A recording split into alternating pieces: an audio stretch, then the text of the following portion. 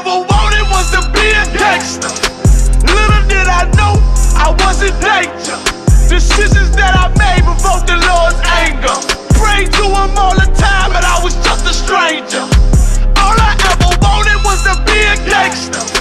Little did I know I was in danger. Decisions that I made provoked the Lord's anger. Prayed to him all the time, but I was just a stranger. All I wanted was to be a gangster. And shot call, to be known with them niggas letting shots off. Either that or the right hand to the top dog. Funny how we see vanity, not the lives lost. Can't be focused on a life that's hopeless. Out there pumping, not knowing the Lord will kill you for that hocus pocus.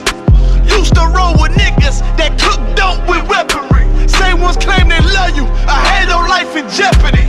And I know my mother wants success for me, but that G should take a girl straight to ecstasy. Remember running with bruh, even though we did the wrong thing, my life have been a lot different. One West till they bury me. I'm one West till they bury me. I'm one West till they bury me. I be one West to the death till they bury me. One West till they bury me. I'm one West till they bury me.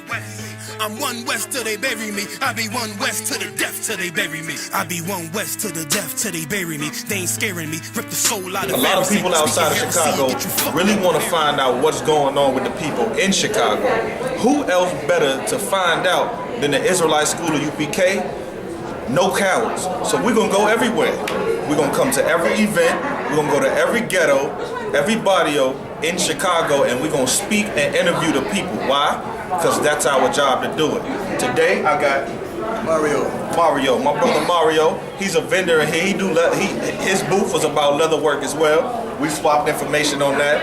I'm gonna give you you know what I'm saying, information if you want information about his business. You know what I'm saying, the brother, he can shout it out at the end of the interview. But I really wanted to interview the brother because when I ran into him, he seemed like one of those powerful brothers who could be very dynamic in the community. Right? So of course now we want to find out how the people in Chicago feel about certain things that's going on to our people in Chicago. Alright, so my first question to you is, what do you think about President Donald Trump saying Haiti and El Salvador are shithole countries? Well, in my opinion, man, he spoke from his heart. Right, He showed and tuned into the people that felt the same way that he feels about us as a people. Right. So that was the answer to that. And when he said that, he had no forgiving thought about it. He did it so free-handed and willing. Right. You know, it was natural for him. Right. That's what he's lived. This life he's lived all his life. So it was just easy for him to make that statement. Right. Very comfortable. And when people get together that's alike, because there was no black man at the table, he felt comfortable in that environment to speak those words. And he felt there would be no retaliation, no other things about it. He felt very free, very comfortable when he spoke those when the words up to his mind and rolled off the tip of his tongue. He said, I'm at home with my people. His people, that's what he meant. That's why he said people from Norway and Sweden and those kind of people, the people they want to come into this country. Right. Blue-eyed, blonde hair. That's what he spoke to. And that's true. People of the African heritage, he just totally expelled that, the idea of that, to come in this country. Yeah, we're the people that bought what everything they enjoy from the roots was built off the backs of African American people. Right. Now, what you said was heavy because that's the best way to appreciate white people is when they keep it real with you, right? At least, he did it very well. And what we say in the UPK is it's good that Donald Trump is in the office. It's good that he's such a devil. Why? Because he's going to show our people that we only have our own love. We have us. Because we can't worry about how everybody feels about us or everybody's opinion about us. We got to care about it for ourselves, and then we can make a better future in reality for our people. Absolutely. Under some righteousness. But okay, that was a great question. I mean, a great answer. So it says he even said that we need less of them and more of them from Norway. So how do you feel about that? Well, I mean, that falls in the statement that I made earlier. He wants people that come to this country, that be supported in this country, blonde hair, blue eyes. Right. And that's what he spoke from his heart. Right. That was like I said, it's from his heart when he made that statement. Right. You know, and he felt very comfortable doing that. Right. So that it was just a heartfelt statement. You know, Oh, yeah. that's it. Oh yeah, for sure. Now, my second question: how do you feel about Martin Luther King's family and Ben Carson supporting Trump after all the racist things and hateful things that he said about our people? Okay, going back, I literally had a lot of respect for Ben Carson for a long time because of his medical skills and being a neurosurgeon and work on different cases and solving them. And I had a heartfelt respect for that guy for a long time until he showed really who he was. Right. In this election, he got a chance to appeal. I never trust a man that talked to me with his eyes closed. Right. Now, there's just something about that, you know, I know he didn't do surgery with his eyes closed, but there's something about when he spoke. Right. When a man closes his eyes, he said, to me, that's hiding something. You know, and I just never like to relate to a person that talks to me with their eyes closed. Right. There's something to me that's just disingenuous disconnect. about it. Right. It's disingenuous. You Right. know? So when I begin to see him in interviews, I spoke to other colleagues and friends of mine. I say, I always liked Ben Carson for what he's done, but it's all of a sudden there's a disconnect when he talks to people. He has to close his eyes. To me, that's a shut off. You know what I mean? I like to engage with people, look at their eyes, not behind a shield. You know, so that point. Now, the first part of the question you asked about what Martin Luther King's family, what I think about them embracing him. Right, like how do you feel about Martin Luther King's family and Ben Carson supporting like Donald Trump after all the things that he's done? Martin Luther King's family, I was kind of disheartened with some of his nephews or somebody that spoke in support of Donald Trump. Right. To me, absolutely, there was no connection that I can see a person being proud of who he is and the things that he said. Not only, like I spoke earlier, what he did was showed his pure heart, and the people of his supporters showed their hearts. Right. You know, by they so started to support a guy with a mind and a spirit of corruption that he has. Right. What I mean, corruption is not so much of breaking the laws; it's just a corrupt feeling that's embedded in your background, family, and inheritance, and those kind of things. Right. They said that their money is going to be theirs, and they don't want to share. And that's what I got out of it. Good night, brother. All right, shalom, sis. That's what I got out of him from the beginning. You know? Right. Okay. I appreciate that. So did Martin Luther King teach that we should forgive our enemies? It's a two-part question. And did Martin Luther King teach that we should turn the other cheek to someone who's an enemy to our people? I think his teachings were to be supportive of our people. Yet, in a spiritual balance, it was like, forgive those who, for a lack of knowledge, would be for bitingly negative toward our people. I still don't have a heart to turn against Martin Luther King teachings and that, because I know in the times that he was alive, he meant well for everybody. You know, so much like integration and promotion, that some of that's okay, but it was not so much integration. It was to tear down barriers. I think that was the whole context of why he spoke and felt the way he felt. It was to tear down barriers, and we can live in harmony and peace. And I think and even in our hearts, I want to live in peace and chaos any day. Right. You know, it's like a home divided with confusion and corruption, and that kind of confusion disrupts everything. There's no even flow in a matter of confusion. Okay. You know, in your home, you take your home, a husband and a wife and children, everybody going in different directions, and there's an argument at the top. When there's a top that they create the chaos, the kids would develop a heart of knowing that those contention there was not togetherness and peace. Right. So I just take my family structure and I look at all those things and I relate that to my family and the people that's in my life. I have to say that chaos and corruption breeds content. That's true. Now, what if I told you that Martin Luther King was not even teaching from what Christ taught? What if I told you that Martin Luther King never taught out of the Bible, that he taught the teachings of Mahatma Gandhi? Right? Now, we're supposed to be following a man who says that he loves the Lord, but yet he's not giving us what's in the Bible. He's giving us what another nation has said now. And I'm glad you made the correlation to marriage, like a family. Now, the question I asked was about our people. Now, as a people, we want to marry to so-called white people. Of course, we know they're not white. That's just what they call themselves. So that's what we'll call them for for argument's sake. So a lot of people of our race, we like to try to marry onto a race of people who don't want to be in that relationship. You see what I'm saying? See, even through the civil rights movement and everything like that, we forced white people to integrate with us. And look what it did to us, even fighting to get it. You see what I mean? So it's an unhealthy relationship, right? And which is why I asked you that question. But that was a great answer. If I could, I mean, I don't want to. If you want to elaborate on some more, I mean. No, I mean, it desensitized, the fight that a man has when it says be humble and compassionate and love. You can have love for another, but you don't have to be in a oppressed, submissive state to have love. I got respect for you, for a brother. We respect for him as a man, not a man that wears a dress and makeup and those things. I still respect that person as a man. I don't see any other thing, because your heart is what reflects who you are.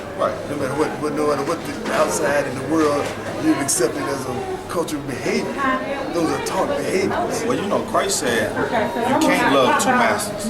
You can only love one and hate the other. So what we got to do as a people is learn to love each other. You see what I'm saying? Sisterhood and brotherhood is what's going to get us out of this shithole that they described us being.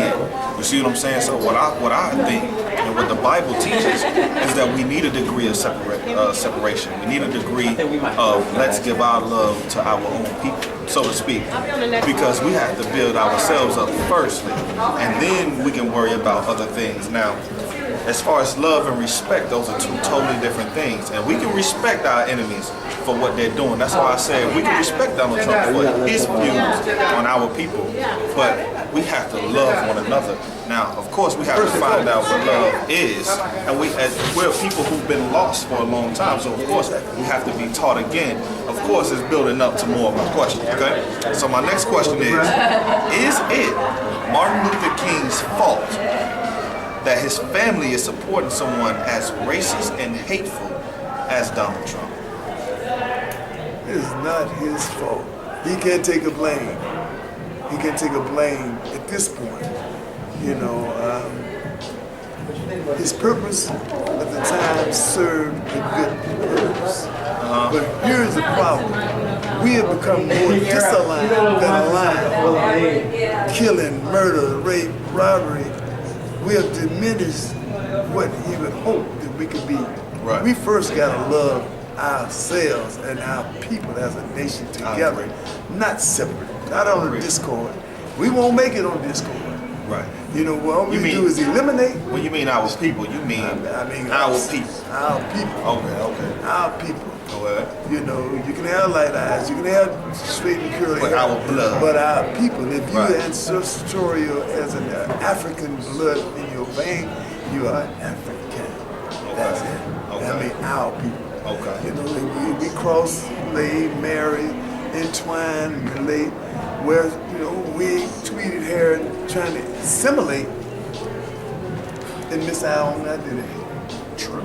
That's true. We fight so much for the acceptance and give up the real cause. That's true. So those are the things we have to come back to. Who are we?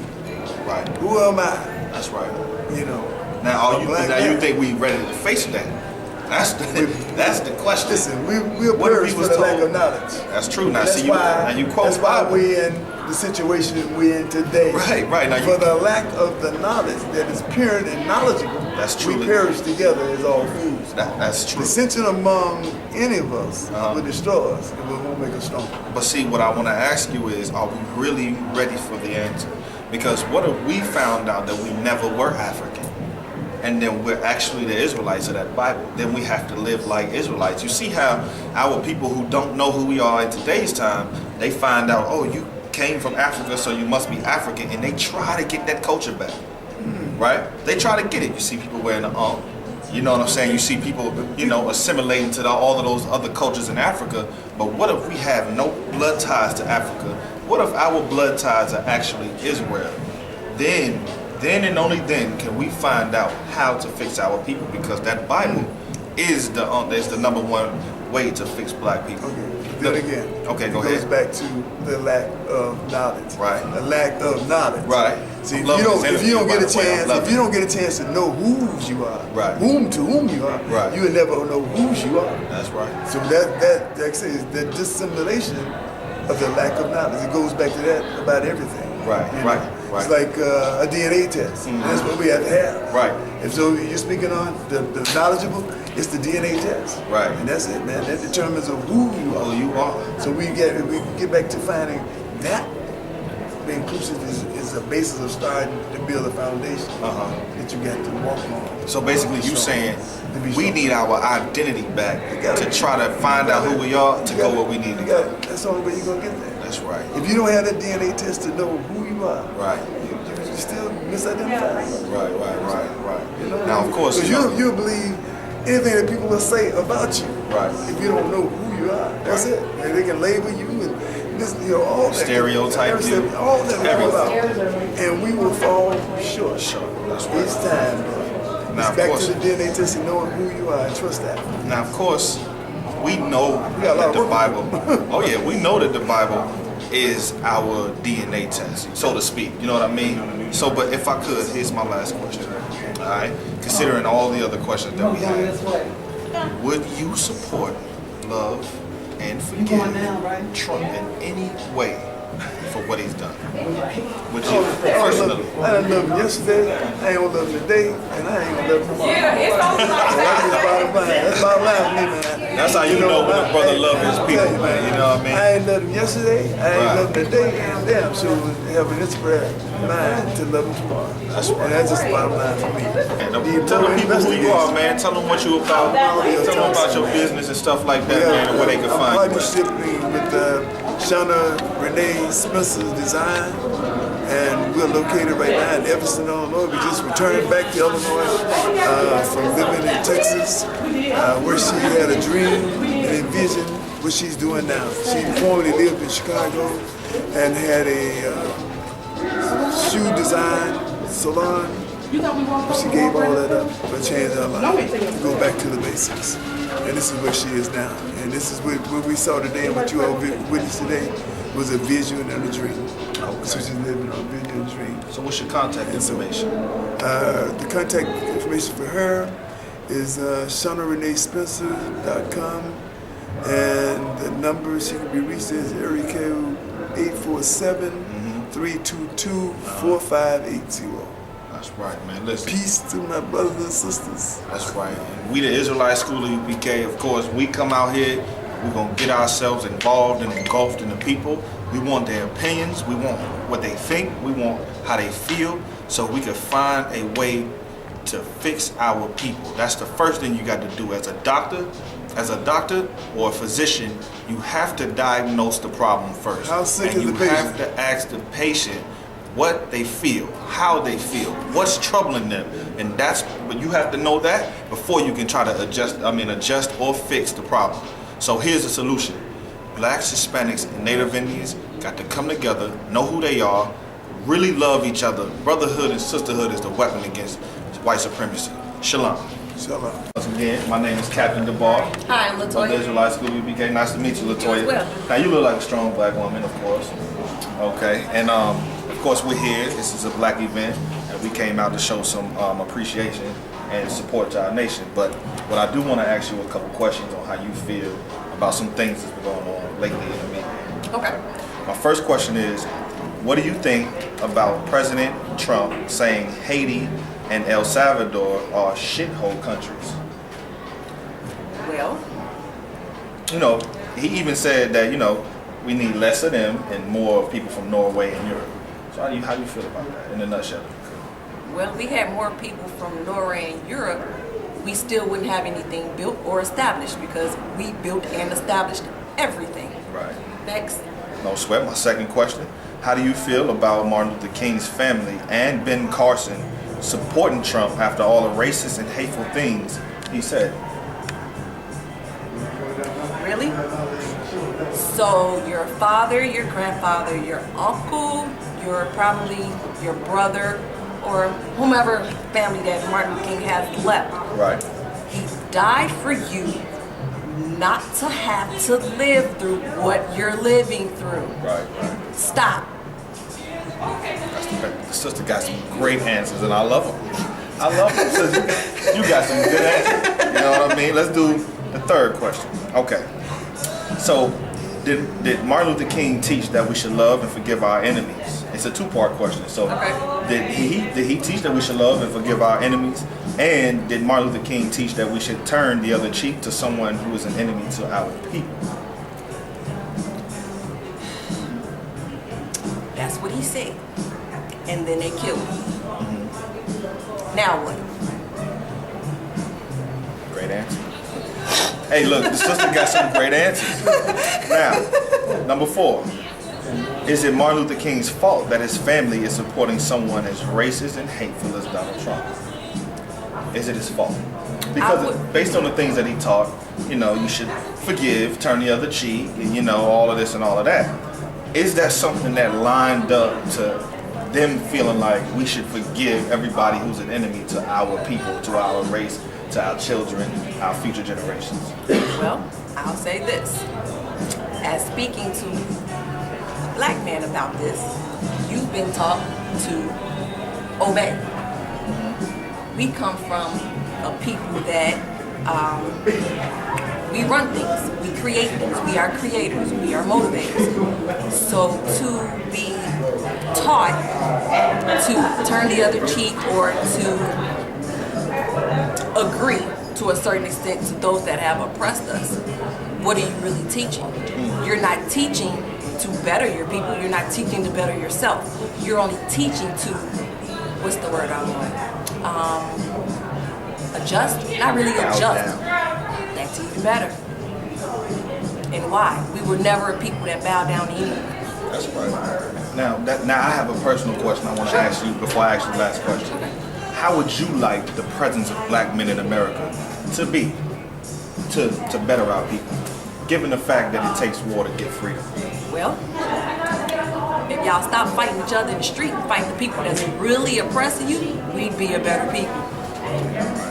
Use your brothers to get ahead, not to use them to step on them to get ahead. If you raise one, you take them with you. So basically, what our biggest weapon would be brotherhood and sisterhood. Absolutely. I agree with you 100%. We stick together and we stop trying to be better than the next one, and we can be better together. That's true. That's so true. So, my last question. I know right now you probably wish I had like 20 more questions. Come on, no, just ain't gonna hold you. I'm in this, come on. All right, no sweat. My last question. Would you support, love, and forgive Donald Trump in any way? With you. This is a personal question. Come on, give it to me. Give it to me raw. Fuck Trump. Right. Thank you, sis. Thanks for the interview. Oh, you're welcome. All right. All right, so my first question is, what do you think about Donald Trump, President Donald Trump, saying that Haiti and El Salvador are shithole countries? When I first heard, I laughed. I thought that he was ignorant to the fact that we have fought a long time as people to be who we are. I didn't make any judgment against him. I just thought it was ignorant of him to say something like that. That's how I feel. Well, of course, he said more or less. He said we need less of us, less people from El Salvador, and less people from Haiti or whatever. Yes. And that we need now more people from Norway and Europe and all of that. Yeah. So, How do I feel about that? How do you feel about that? I just feel at the same time, his statements and his reactions are ignorant. I'm not calling him an ignorant individual, but his reactions and his statements are basically uneducational. Like it's uneducational. It's ignorant to the fact that he needs to understand that this is not slavery time anymore. But this is the time we're living in. This is the president that we have. As long as he's not cutting my check, I'm okay with that right now. He can be ignorant all he wants. I know the knowledge. I know how much Haiti and those people and we as a people have been through. That's a great answer. All right, my next question is, how do you feel about MLK, his family, and Ben Carson supporting Trump after all the racist and hateful things he said? It's politics. It's all political. It's all political. So no feelings involved at all? Not at all. No, it's politics. You don't know what's happening behind doors. Right. So it's all political to me. Right. Okay. So did MLK teach that we should love and forgive our enemy? It's a two-part question. Well, yes, of course he did. Okay. He said, turn one cheek. You know, Right. He always told us that. That actually leads into the next question. Okay, really? Because it said the MLK teach that we should turn the other cheek to someone who is an enemy to our people. He did. He did. Okay, the fourth question. Is it MLK's fault that his family is supporting someone as racist and hateful as Donald Trump? No. It's not his fault. They have their own. It's not his fault. They have to make their own choices. First of all, he's not here to guide them. He started the blueprint. Whether they follow it or not, that's a different story. Right. If he was living in this time, he may totally have another speech. Right. It may not be the same speech from back then. It may be a totally different speech, so you can't blame it on him. Okay, true. Now, my last question. Yeah. Would you support, love, and forgive President Donald Trump in any way? Given the fact that he, done and said certain things that really go against our people. Of course, we know America's a melting pot of a lot of cultures and a lot of ethnicities, correct? Mm-hmm. But, it seems that we're targeted as a people as much more. Okay, over 400 years we've been targeted as a people. But now maybe we should be moving into a different era where, we don't get targeted so much. So would you in any way, can you in any way, as an individual, forgive, love, Donald Trump after all the racist things or anything he's ever done against our people? Well, first of all, if I can make a small little pause, discrimination is always going to be there for us. We're going to have to get over it. It's how we deal with it. Right. Okay. Second of all, forgiveness is there. Right. You have to forgive someone sometimes just so you can move on with your life. So forgiving him for whatever he's trying to do and have done or will do, I don't have a problem with that. Right. Love and support, I don't see that right now. Right. Because I don't know too much as far as loving and supporting what he does because I don't respect it. Mm-hmm. But I can see myself forgiving some things, because that's the only way you move on in life. You can't hold on to grudges. That's true. That's true. So I appreciate that. I appreciate that. You're welcome. What I'm saying? You had some good answers. I think she was ready for this. She was born. I was not ready, but I got ready. That's the thing. You have to get ready. So what's your name for the interview? For people who's viewing it, what I'm saying. If you want to talk about your business as well, you can go ahead and do that. Real quick. Man, appreciate that. So peace to the family. My name is Heka Mayat Kemet. My business is Quintessentials. We make natural personal hygiene products, mouthwash, toothpaste, deodorant, literally everything you need on a daily basis to maintain your personal hygiene. We make it. So that's who I am, on a basic level. How can they contact you? Man, so Instagram is Quintessentials, so it's QUIN_T_essentials. Website is quintessentials5.com.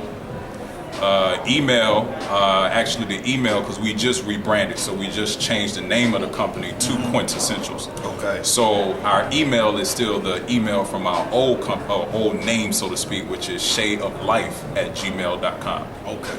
But any one of those platforms, you can reach us. The telephone number is 704-401-9961.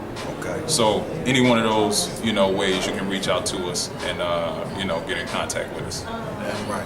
So as known, I'm Captain DeBar in the Israelite School of UPK here in Chicago. Of course, we got schools all over the country. We got schools out in the UK, Mexico, Nicaragua, Hawaii. You name it, we're here. You understand? And of course, our job under Commander General Yohana is to bring the truth to our people, or to sit down and put it all on the board, find out how we can get rid of or eliminate the problems that plague our people as a whole, right? So my first question to you, brother, is, Yes, sir. what do you think, what are your thoughts on what President Donald Trump said when he said that he feels like we should have less Haitians and people from El Salvadorian he thinks that they're shithole countries. What do you think about that, considering the fact that he said that America needs less of our people and more people from Norway and Europe and all of that? What do you think about that? Well, to be quite honest with you, I don't think too much of it. Because I don't expect anything more than who he is. You know, my father always tell me, when you know something, you can't get mad. So anything he does, it doesn't even really affect me because I know who he is, and I know what to expect of him. So to be honest with you, I appreciate that, you know, as opposed to a Hillary Clinton, to where she's going to put on a real good face, but she's probably just as bad as him, based off what she did in Haiti. You know, a lot of people aren't aware of how much money and resources that the Clintons stole from Haiti, you know, that was supposed to be going to them during that earthquake that they had. You know what I mean? A lot of people aren't aware of that. So, you know, we get duped with the Democratic Republic thing, which, to be honest with you, the Democrats are just as bad for black folks as the Republicans are. For sure. But they just play the game with us. You know what I mean? It's like Pepsi and Coca-Cola. Exactly. It's the same shit. You know what I'm saying? But Pepsi is going to appeal to us more because they use more black people in their commercials than Coke do. You see what I'm saying? But it's the same shit. You same thing, yeah. So, to be honest with you, what she did is a lot worse than what he said. He didn't do anything but say how he feel. I respect any man that says how they feel. And of course, you know how the Israelite school of UPK, absolutely. We think like this. We respect the devil who can be a devil plain up. Exactly. You know what I'm saying? Exactly, because I know what to prepare. I know how to prepare for it. Right, but of course, it's our job to, you know, come out and ask. Now, of course, when I first met you, I met you in there. I know you know who we are, and you know we know about your movement and everything like that. But at the end of the day, a lot of men out here are not conscientious about what's going on and plaguing black community and knowing history, knowing facts, knowing what's going on behind the scenes. So, of course, that was the best answer that any black man could give. And I say black man as a blanket term. Of course, we know our people. Let's say it like that. So my second question, if I could, how do you feel about Martin Luther King's family and Ben Carson supporting Donald Trump after all the racism or all the racist things or prejudice things he said out of his mouth? Well, you know, that's all a part of us still trying to fit into the American dream, You know what I mean? Even Martin was victim of it, You know what I'm saying? In a sense where, and it may not have been intentional, because at that time the struggle was totally different than what it is now, You know what I mean? So the things they fought for fit in that time, You know, the nonviolent, and you know, everybody has their opinion. You know, I'm not necessarily a fan of the nonviolent thing, but it had its place. Like you had to. You know how we feel about being warriors. Exactly. You know what I mean? You know what I mean? But I think it was all needed in the grand scheme of things. You know, we needed the Malcolms and we needed the Martins to balance it out. You feel what I'm saying? And you know, everybody has their place. But to answer your question, man, you know, as I told you, I try my best not to use the word coon or call other black people coon, because to be honest with you, in the white man's world where they make all the rules, we all coon at some level. At some level, it's just a matter of if you do it willingly, if you do it because as of right now we don't have any other choices. You know what I mean? And what I mean by that is, you know, to me, I put it in different levels. You got level 1 coon, level 2, level 3, level 4, level 5. You know, level 5 is like red alert. You know what I'm saying? To where you do it, you know you're cooning, but you still do it because you're trying to appease the white man. That's a level 5 coon. Get out. I don't want to deal with you. You know what I mean? Because you're conscious of what you're doing. But of course, you got zip coons. You got other type of coons. Yeah, you got. You know, you got it all. So you know, that's why I don't like to call people coon. I say they're cooning and what level they're cooning at. So I would say, in my opinion, and I'm not aware of Martin Luther King Jr.'s nephew's stances, or I never even knew he had a nephew that was active like that. To be so honest when I showed with you the video, it's like I didn't know who he was until he said who he was. But if I had to, you know, I guess. Now, if I could, now you know before you saw that, you know, they put him out there to keep Martin Luther King's oppression on our people. Of course, you that's know what I'm they saying? do. Because once you assimilate yourself and your mind frame on what Martin Luther King stood for, it takes the power out of the black man who's going to stand up and be a warrior for his people. And that's why they advertise him so much. You know what I mean? Because they want to keep us docile and you know, meek, and you know, because obviously they know that at the end of the day they don't want any Toussaint Louis Vuittons. They don't want any Dutty book ones. They don't want any, we're talking about Haiti. They led the Haitian Revolution. They Marcus Garvey, they so don't to want, speak. because that's a problem for them. And they understand, when those kind of people get the attention of the masses, then, they're obsolete because they can't stop it. You know what I mean? So they have to do things like that to keep us docile, to make us feel like, that's the way to go. But I don't think he knew we was fun. But yeah, so that's it's all marketing, man. It's all marketing. That's all it is. You know what I mean? Just like Hitler in Germany. He before they actually ostracized the Jews, or what? Well, the Jewish man. I understand. You know what I'm saying? Right.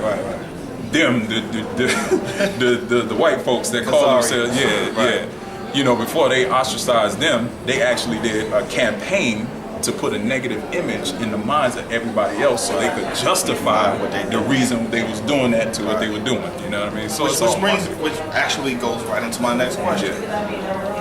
Did Martin Luther King teach that we should love and forgive our enemies? Right. It's a two-part question. Yeah. And did Martin Luther King teach that we should turn the other cheek to someone who is an enemy to our people? Consider the fact we just got through talking about the Jewish people and how they don't even buy German-made cars. They don't deal anything German at all. They only is Jewish or Israeli. Right. You know what I mean? And Absolutely. so, considering that, what do you think would have been the best object for our people to follow? You know what I mean? Well, consider I the fact that did he teach that we should love and forgive our enemies? And if so, did he teach that we should turn the other cheek to the enemies of our people? I think he did indirectly. I don't know if he did it with the intention to keep us in a docile position, because if you really look at what he did, you couldn't really be a docile person and endure what they endured. You had to have some level of courage. You know what I mean? Now we can look at it where you let the white folks beat you up, but you still need some courage to go get beat up. You feel what I'm saying? Like, to know you're gonna go through what they went through, dogs being attacked, fire hoses being, like, to know that and still go face it, you still need a level of courage. That's true. So I think he did indirectly, for the simple fact that he taught most black people that it was okay to accept abuse, just to be accepted by someone that does not want you. It's obvious white folks don't want us. They're going to tolerate us for many reasons. They want our services, they want our money, you see what I mean? They want the labor. But as far as being a part of their society, they're never going to accept us. Right. So in that sense, I think indirectly he taught us to turn the other cheek. Right. So you know what I mean? That Christian doctrine. You know what I'm saying? We all know that's false. We know Christ didn't say that. Exactly. He was the biggest damn rebel. Right. He was a revolutionary. You know what I'm saying? Warrior. So of course, me and you, we both know that Dr. Martin Luther King don't follow after Christ. He follows after Mahatma Gandhi. Yeah. You know what I mean? So my next question. Okay.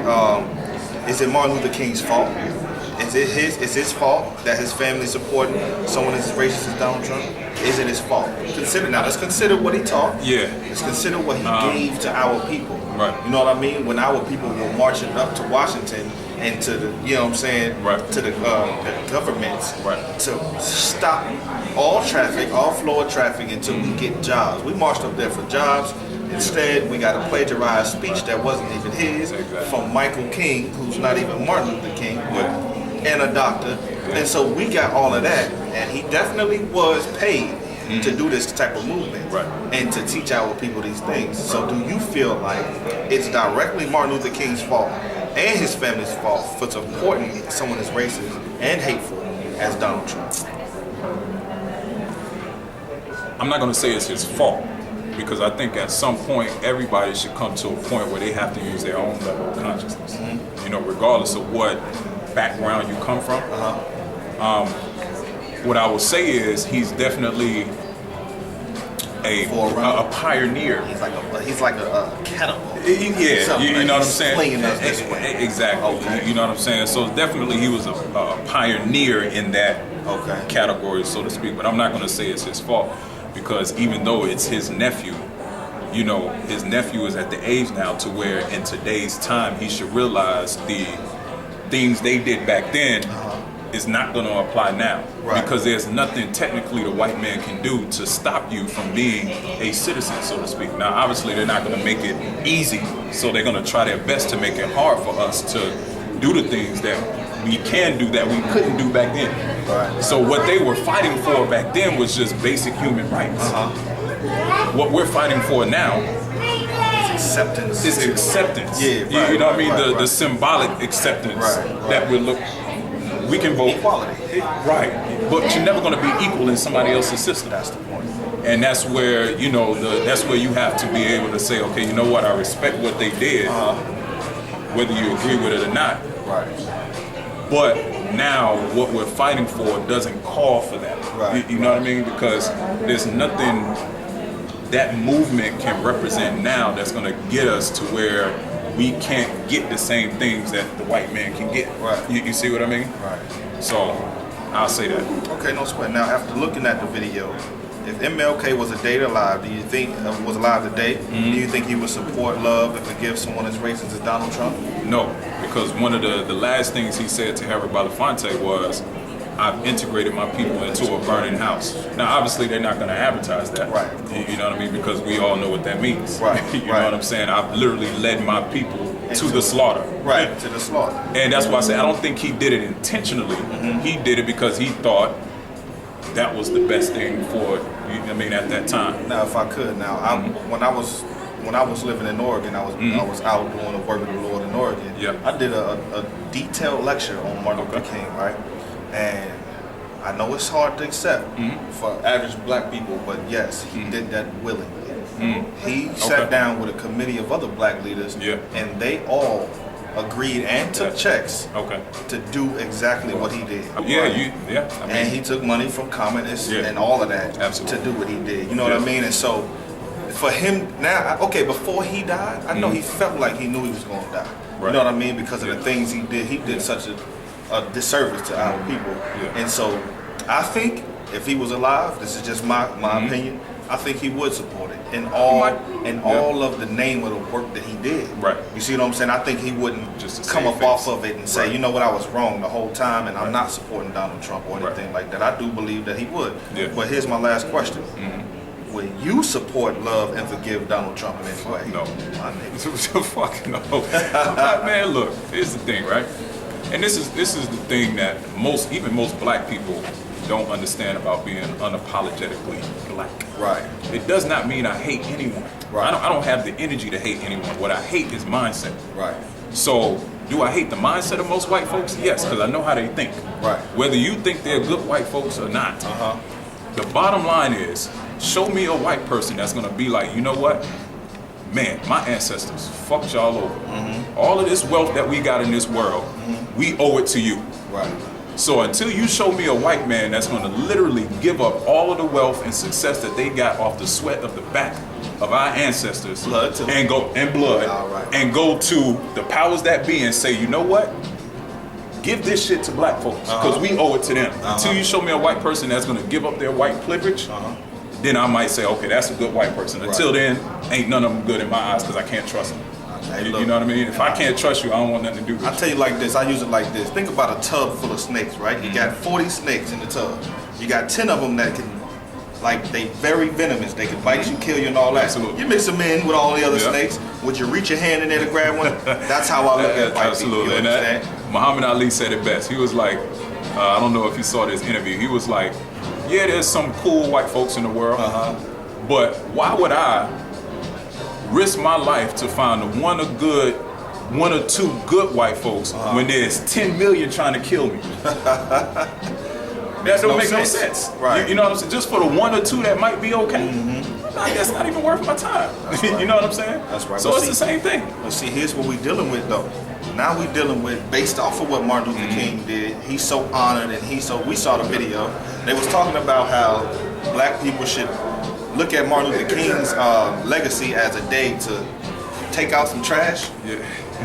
Don't go congregate. You know what I'm saying? And don't go congregate at the park and don't have a barbecue in honor of Martin Luther King. But go take out somebody's trash. Be more of a slave. Don't take pride in. But Labor Day, 4th of July, all these other, all these other. Don't forget. Don't forget. Don't forget. Now they go out, they shoot fireworks, and 9/11. They don't want nobody to take out no trash on 9/11, do they? You see what I mean? So it's an oxymoronic type of mindset to have when you looking at leaders who we placed as leaders over our people, and now we got to look at the people who think like Martin Luther King. Right. We got to look at the people who think like white supremacy. We got to think about the people who think, oh, it's okay to be like this. We should love everybody else, but it's not getting us nowhere. Exactly. So we're not producing no more strong black women, strong black men to lead and guide the family up the way that they should do. Like you said, unapologetically black. I like to say a warrior. That's what I like to say. Exactly. Somebody who will die for blacks, Hispanics, and Native Indians as a people, as a nation. And so that's why the Israelite School of UPK, we out here, we're gonna go hit every blackity black event we can. We don't want everybody. Not everybody is gonna be a warrior. Not every sister is not every sister is gonna be like, you know what, I'll stand behind them brothers. They give their blood, they sweat and their tears to fix black people. You see what I'm saying? Not everybody's gonna do that. Somebody's gonna say, well, I can dress how I wanna dress. Or I can eat what I wanna eat. And I can love who I wanna love. And that's solely because what Dr. Martin Luther King taught our people to do. You understand? And that's the whole purpose of me getting this interview with you. You know what I'm saying? We want to get out here in Chicago and see how real Chicago. This is a natural black hair event. These are sisters and brothers who believe in being natural. And if you believe in something about your own nature, then you got to have a degree of love for yourself. Absolutely. You see what I'm saying? So it took us to come out here, man, and reach our brothers and talk to the sisters and see how y'all feel, because a lot of people got opinions about how people in Chicago feel, how people in Chicago think. They think we all gangbanging. They think all our sisters are whores. They think everybody is less than honorable. And then you got Donald Trump, who's proliferating that type of idea, when really nobody is really coming to give black news. I know how you feel. I know how the majority of the sisters in here feel. I know how the majority of the brothers in here feel, but not a world will know. You see what I'm saying? Absolutely. And so, once again, if you want to, tell the people who you are, how they can reach you again. Absolutely. You know what I mean? That'll be a good, Oh, man. So again, I appreciate the good brothers. Man, this is a great example of how even in the conscious community, we come from different ideologies. But I respect these brothers because at the end of the day, they're black first, man. And that's the one thing we have to understand about us. Because to be honest with you, we walk outside this door, a white man don't care if you Hebrew Israelite, they don't care if you Moor, they don't care if you Kemetic, they don't give a damn about none of that shit. They look at you, they see a threat, they're gonna take you down just the same. So I wanted to say that first, but again, my name is Heka Mayat Kemet. My business is Quintessentials, natural personal hygiene products, mouthwash, toothpaste, deodorant, literally all of your personal hygienic needs. Website is quintessential5.com. So that's QUINTESSI. Damn, I forgot how to spell my own. QUINTESSINIENTAL 5.com. Instagram. Some people don't like to, go through all this. I want to type that. Do you have a number for your business today? 704-401-9961. That's the number. Email shayoflife@gmail.com. That's right. So any one of those ways, man, you can get in contact with me and, get you what you need. That's right. Once again, to piggyback off what he said, this is the Israelite School of UPK. I'm Captain DeBar. You understand, under Commander General Yohana, we commissioned to come out here and find out how the people feel about things that's going on, plaguing our community. We support black business. You understand? I can't say that, I can't stress that enough. We support our black-owned businesses. Because if you look at the demographics of Chicago, we always in the ghettos. We always in the struggle. We out here touching the people. You see what I'm saying? And on every corner you got a Christian church, and on every corner you got different businesses that set up that should be ours. You got, and this right here, this event here, proves that our sisters should be owning. They should own the weave. They should own the shops. They should own it all. This is a $1 billion industry. We need to take what's ours and stop supporting everybody else's. As a people, we can make it happen. We're not hurting for money. Every year, we spending $1.3 trillion. Money is not our issue. A sense of morality is our Focus. issue. You understand? A sense of identity and accountability, that's our issue. So we can do this, you know what I mean? Black people stand up everywhere, you know what I mean? Oh, don't forget about them Hispanics as well. Them Hispanics, I know you don't like Chico on them, but them your people, you understand? They black too. You know what I'm Whether saying? they want to be or not, they black too. That's right. Man, again, man, I appreciate that, you know what I'm saying? Thank Yes, you for sir. giving us Much love. that. All I ever wanted was to be a gangster. Little did I know I was in danger. Decisions that I made provoked the Lord's anger. Prayed to him all the time, but I was just a stranger. All I ever wanted was to be a gangster. Little did I know I was in danger. Decisions that I made provoked the Lord's anger. Prayed to him all the time, but I was just a stranger. All I wanted was to be a gangster. And shot call to be known with them niggas letting shots off. Either that or the right hand to the top, no. Funny how we see vanity, not the lives lost. Can't be focused on a life that's hopeless. Out there pumping, not knowing the Lord will kill you for that hocus pocus. Used to roll with niggas that cook dope with weaponry. Same ones claim they love